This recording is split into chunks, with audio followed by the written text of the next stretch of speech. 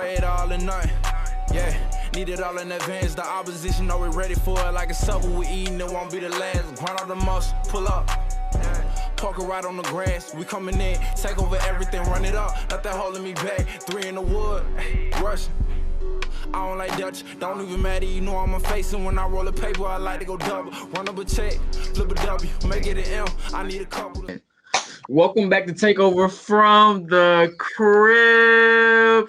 It's your boy Cam, and I am back. Welcome to Takeover. I did have a slight vacation on to California. How have you guys been doing, though? I don't think you want the truthful answer to that question, Ken. So we're just gonna keep it to the normal. Better than I deserve. How about y'all? I'm doing really good. I am really loving the playoff time right now. I'm really enjoying that because y'all do know basketball is my favorite sport. So I'm really enjoying the playoff time right now. So. Well, let's get into it, Josh. I think you're gonna ask the first question. Let's knock it out. All right. So first topic of the day, leading into what Deandra was talking about. Quite simply, we are in the NBA playoffs. This is the first round. We're about 2 games into most series. The other ones are going to go down tonight. Guys, what's the most likely upset that y'all see happening in the first round? So when we watch the NBA playoffs, I think there are only really, to me, in my opinion, a handful of matchups that could be considered an upset. And one of them being you have the 76ers versus the Wizards. And quite frankly, in my opinion, I believe that that's not going to happen. The Wizards are not going to be able to beat the 76ers because they just don't match up with them talent-wise. You have Portland could potentially beat Denver. And as great as Dame Time is and as great as Dame and CJ is, I feel like we've seen this story over and over and over again. So I don't believe that Portland will be able to beat Denver, especially with the MVP and Nikola Jokic. Boston Celtics versus the Nets. I don't need to go into that. That's self-explanatory. So I think it comes to no surprise that I really believe that the Memphis Grizzlies have a chance to beat the Utah Jazz. They've been playing playoff basketball for the last month, if not 2. And a saying that is very, very, very familiar that I've heard a lot is the opponent who has nothing to lose is often the scariest. And many people didn't even expect Memphis to get 1 game, let alone make it to the playoffs. So at this point, they have nothing to lose. And when you look at what this young squad is comprised of, they're very young players, but they're not afraid of anybody, and they're not afraid of any matchup. When you look at Dillon Brooks, who was a complete dog in game 1, when you look at the Memphis Grizzlies and when you look at Dillon Brooks specifically, not only this series or this year, but even last year, he was known for picking up all-stars and picking up the toughest matchups defensively. And as you saw, he could really get under Mike Conley's skin in game 1. You look at John Morant, obviously he's the engine and the leader of this team, and he's not afraid of the big moments. And when it matters most, he can get you a shot. He'll put up that floater and get you some points. You have Valanciunas, who, in my opinion, he's an underrated big man, and he's been grabbing boards, and he could really deal with Rudy Gobert, and you have the surrounding pieces of Memphis as well. You have Kyle Anderson, Grayson Allen, and Bane, who can also get shots. And to me, game 1, in my opinion, just improved the impact of Donovan Mitchell and him being one of the important shot creators on Utah. You look at 3-point shooting in game 1. Bojan had 4 for 11. Royce O'Neal, 1 for 3. Mike Conley, 3 for 11. Joe Ingles, 3 for 7. Clarkson, 0 for 8. And Yang was 1 for 6. And if Memphis are hitting their shots and Utah are missing their shots, plus Memphis, along with their defense, that produces a chance for Memphis to come in and control the game. And that's what we saw in game 1. They held control over the game for a majority of the time. And some things that Memphis just really excel at, they play defense, they capitalize on turnovers made by the other team. They were really going at Rudy Gobert, and they're one of the top teams, if not number 1 in the NBA in scoring in the paint. And it's going to be a tough situation, whether Donovan Mitchell comes back or not. It's going to be a tough series for Memphis either way, but I still believe that they have the chance, especially with the role that they've been on. I feel like you're underrating Spider just a little bit. I do see where you're coming from, how good Memphis defense is. But one point you said that Portland is saying the same old story and they can't beat Denver. I'm going to flip the switch on that. I think Portland can beat Denver just because the the fact that Jamal Murray's not there for like completely compromises their team. You look at who's going to step up. You got Michael Porter Jr. I don't think he's ready for prime time yet. His shot selection is iffy. He sometimes makes tougher shots, but can't make the open shots. And then you look at someone like Aaron Gordon. How much can we trust him? He's never been in a situation where this team has really, I mean, not necessarily needed him, but has he been able to prove himself? He wasn't really in a situation in Orlando to really do that. And then you look at Jokic. He's their only consistent thing they have. So who's going to step up? We don't know. One thing I do know is nobody on that court can check Damian Lillard from any spot on the floor. And as good as player Campazzo is, I don't think he has any business guarding Damian Lillard. You look at what he did in game 1, 34 points. You look at it did in game 2, 42. I feel like it gets worse for Dame. Trust me, from an OKC fan standpoint, Damian Lillard gets worse as the series continues, and I don't think they have an answer for that consistently. Not to mention, I feel like Dame's others are better than Denver's others. You look at a guy like Norman Powell, that's an NBA champion, who's a guy who's made 3-pointers in big situations and has elevated his game. You look at CJ McCollum. When he's healthy, he plays like a top 5 shooting guard. And even you look at older guys like Melo, guys that they've been able to lean on down the stretch. He had 15 points in the first quarter in game 1. I feel like Portland can lean on their others and the superstar that is Damian Lillard to surpass Denver. For sure. So before I get into my other pick, I would like to say, I don't know how you necessarily define an upset. I guess you could say the lower seed winning, but there are a few cases here where I would say either the lower seed is going to win, but I wouldn't consider it an upset. So for example, like the 4-5 matchups that we see, I think the 5 seed's taking them both.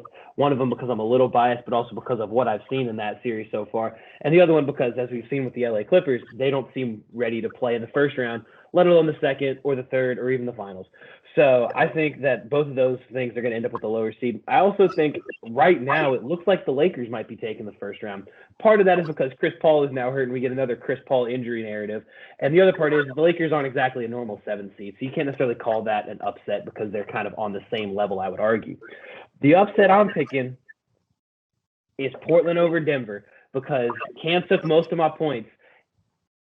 The Nuggets are a good team. Michael Porter Jr. is a future 25, 30 point per game scorer. I'm a fan of Fanshuno Campazzo. I don't know how to say his name, unfortunately. They have a good team, but they don't have that other shot creator, and they don't have any other guy that can go get their own shot.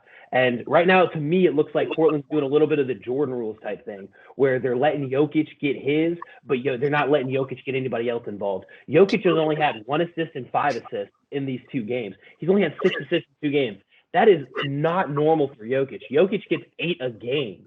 So they're really they're letting him eat, but they're making sure that nobody else thrives. And the reason they lost game 2 is because CJ didn't get up as many shots as you would want. Melo was only 1 for 5. Norman Powell wasn't getting up too many shots. Jusuf Nurkic fouled out.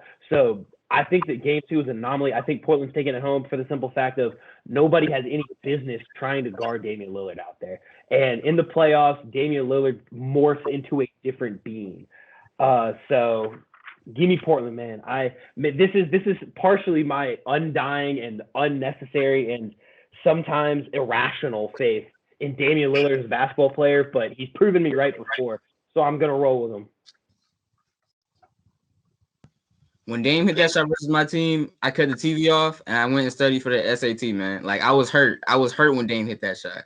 This is real things we're talking about here. Real things. For sure. But hey, now he gets to do it to somebody else, Cam. You'll get to the misery loves company, right? For sure, definitely. But switching on to the NFL, Josh, Julio Jones says he's out. He doesn't want to be an Atlanta Falcon anymore. What's the reaction? Pain. That's like it. I wore the jersey. I wore the jersey to commemorate because in the end, let me get into the deeper thing because it goes a little bit deeper than just pain. That's how I'm feeling as a fan. But looking at this from another point of view, there are no bad guys in this situation other than Thomas Dimitroff and Dan Quinn. They're the bad guys, but I'll get into why in a second. In the end, Julio is completely entitled to want to trade from an organization that has wasted his prime years. The organization has given him plenty of money, but at the same time, they have also surrounded him with a god-awful defense and mediocre offensive lines and blew him the one chance that he had at a Super Bowl ring so far in Atlanta. So I understand why he would want out. I've seen people want out for less. And I also don't put any fault on the front office right now, because in the end, Terry Fontenot tried to make himself the bad guy. He was the one going around saying that the Falcons were listening for salary cap purposes, when in fact it was Julio that asked for a trade in March. So Fontenot could have said, hey, Julio wants out. I'm just doing what he wants. I'm trying to get him out of here because he doesn't want to be here anymore. He could have made Julio the bad guy, but Terry took the brunt of the accusations and took the brunt of the criticism for 3 months. So I have so much more respect for Terry Fontenot as an executive, and I respect Julio. I respect Arthur Smith. I respect everybody that's been involved. Again, the biggest problem here is Thomas Dimitroff and Dan Quinn, because Dan Quinn couldn't coach up a defense, and Thomas Dimitroff could not make a second-round pick to save his life, and continued to throw vast amounts of cash at terrible edge rushers. And then the biggest bad guy in this entire situation is Shannon Sharpe and Fox, because how can you call a man up on live TV in front of millions of people, and the first thing you say as a journalist, as a member of the media, how can the first thing not be, hey, Julio, you're live on the air. Can I ask you a few questions about these rumors? How do you call him up and make it seem like, because it seems like they have a personal relationship. How do you make it seem like a personal conversation? You're like, hey, I'm just calling in to check up. I want to get some, word from the sources, what's going on. And then after you ask him all this, and after he sells his hand, you then say, oh, by the way, Julio, we're live. I'll talk to you later. That's terrible. He threw out every journalistic code, law of ethics, anything that we have learned as media students, he completely threw in the trash. And I think that he should face some significant backlash for that, because not only does it hurt Julio's standing, it hurts the Falcons' bargaining position, because now everybody knows Julio wants out. The Falcons have no choice but to trade him now. So everybody can lowball him. We'll be lucky to get a third-round pick now. And that's all I have to say. I'm not very happy with Shannon Sharpe. Okay, for starters, Josh, it's about time for Julio to get out of there. I've been saying how bad the Falcons were for a couple of years. I think ever since I got to Atlanta, I've just always despised the Falcons. But Falcons fans, let's just be frank. You shouldn't miss him because you didn't win anything with him. As good as Julio was, you didn't really win anything. And for the past 7 to 8 years, Julio Jones has arguably been the best receiver in football. In Atlanta, he had over 12,000 yards, averaged 15 yards per catch, and scored 60 touchdowns. And I don't think to this day, there's a corner that can guard Julio one-on-one. I believe he's just way too talented. But he's leaving, so the blame game has to go on somebody. And to me, there are two culprits. The first one is coaching. It should be Dan Quinn. The Falcons' offense hasn't been potent since Kyle Shanahan left. You can kind of guess what they're doing. It's like they run on first down. They may pass on second down, and it's just bad. It's just bad offense. They're very predictable. I think that's part of the problem. And I'm not sure if Julio's being doubled or it's maybe because some of his injuries, I don't know. But I feel like he's really not included in the offense. He only had 3 touchdowns this year. A guy that good has to be involved a little bit more. And when it comes to the defense, which is what Dan Quinn was doing, they're really bad. The Falcons can't stop the run. They can't cover. It's really a horrible situation where the offense has to continue scoring. And if I'm Julio and I don't have the ball and my defense is letting up points, what more can I do? And Josh isn't gonna like this second culprit, but I have to say it because I just can't ignore it. We got to look at number 2. We got to look at Matty Ice. Some of the blame has to go on the guy throwing Julio the ball, because at the same time, you never saw Andre Reed actually away from Jim Kelly. You never seen Aaron Rodgers. You never seen Jordy Nelson want to leave Aaron Rodgers. You never see Marvin Harrison want to leave Peyton Manning, because the good receivers know if the guy throwing to me is good enough, I'll stay. If he's not, maybe I should go to a quarterback who more suits my skill set. Julio is a man amongst boys. I believe he's 6'5", pushing over 200 pounds. And Matt Ryan can't throw a deep ball. He can't give him the jump ball opportunities. As much as I want to call Michael Thomas a slant boy, Matt Ryan's really only throwing slants to Julio Jones. So at that point, I feel like some of the blame has to go on Matt as well. I think Julio needs to get up out of there. Okay, so first of all, I would just like to say that I like the fact that players can now be more vocal about leaving a team now because I believe they know their value and they can take their own future into their own hands. So if you're an Atlanta fan or if you're Atlanta, you're not sure whether you should trade Julio if that was a good decision or not. But because when you look at it, you have Matt Ryan, who I guess some would say that he was still playing relatively well. You just drafted Kyle Pitts, you have Calvin Ridley, and you just have a new coach. And your offense is really your bread and butter. Your offense is really what what you got going for you, and your defense is what needed work. But in reality, Atlanta cannot afford a star like Julio Jones, especially if you're not contending. And one thing that, and you blame Shannon Sharp, Josh, but one thing that stood out to me that I paid attention to while he was talking, he said, "I want to win." And being in Atlanta his entire career, that is the complete opposite of what Atlanta has done. And the closest chance that y'all did have when you had that meltdown against the Patriots, he would have been a champion by now, but you blew that. And so he should definitely want out. And when you look at Julio Jones, he's played 9 games this year, and he was still able to reach 1,400 receiving yards, and he's still productive in spite of the injuries that he has. So if you're Atlanta, you want to know what value you could get back for Julio, being that he's at age 31, 32, not quite sure which, but yeah, in his 30s. He's had injuries, and some would even say he's on an anticipated decline. But if you're Atlanta, they said they wanted a first round pick and they're looking for the best value in either conference. They don't want to send them to the NFC, but they are willing to for the right price. So I guess we'll just have to see how this story develops. But Josh, you'll make it, buddy. You'll make it. I have a new freak of nature to cheer for, and his name's Kyle Pitts, and he is now one of my new favorite players. And Cam, I cannot believe you continue to criticize a quarterback that has put up 4,000 yards passing for the past 10 plus years. I don't understand it, but to each their own. I feel like, at the same time, I feel like Matt Ryan. Matt Ryan is no scrub. Okay, he's no scrub. If you want me to say it, Matt Ryan is not a scrub. I said it there for you. But I'm saying he doesn't really do anything to make the team better or worse, though. Okay. Maybe the problem, which is maybe the problem, though. If you understand. I think the problem is the defense that ranks 30th in the NFL in scoring. Look, I understand how you feel about Matt Ryan, but even the temperature in Atlanta, a lot of Atlanta fans don't even like Matt Ryan. It's crazy. Even the temperature around here, people don't like Matt Ryan. I've never understood. It's not just me. I've never understood why any Falcons fans don't like him. But plus, Josh, you also have to think, although he may be playing well. Oh no, we lost D. D cut out. I think that means it's time to end the episode. We've got people dropping out. That's insane. But as I was saying, Matt Ryan is getting older. How can you really use that route tree to Julio's advantage is basically what I'm saying. Oh, but I don't even think it's on Matt, though, because Matt's not the one calling the plays. It was Dirk Cutter calling the plays. And Dirk Cutter doesn't know how to create an offensive play where people actually, work together. Welcome back, Steve. I'm sorry.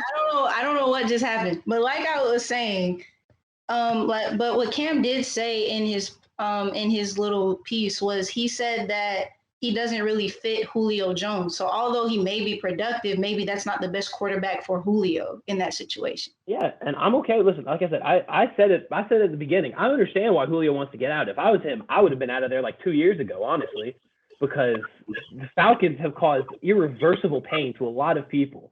But I think Cam criticizing Matt Ryan as one of the two guys because I think it's more on Dimitroff. Because Dimitroff's the one that signed everybody and wasted a crap ton of money.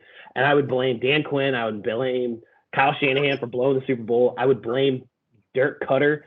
I would blame the lack of a running game before I blame Matt Ryan. I don't know about Matt, man. But that's going to end our episode. I was Jameis Winston. What'd you say? I says the guy with Jameis Winston as his quarterback. I mean... Hey, he threw 30 touchdowns, though. 30 interceptions. Yeah, I'm just saying, he threw 30 touchdowns. Here. But anyway, do you guys have anything to say to end off the episode? Hawks in 5, baby! I don't have anything to say. I'm good. All right, well, that's gonna end our episode. Knicks in 7, and Takeover from the crib is out of here. We ready for it like a supper we eating. It won't be the last. Grind out the muscle, pull up. Park it right on the grass. We coming in, take over everything, run it up. Not that holding me back. 3 in the wood, rushing. I don't like Dutch, don't even matter, you know I'm facing. When I roll a paper, I like to go double. Run up a check, flip a W, make it an M. I need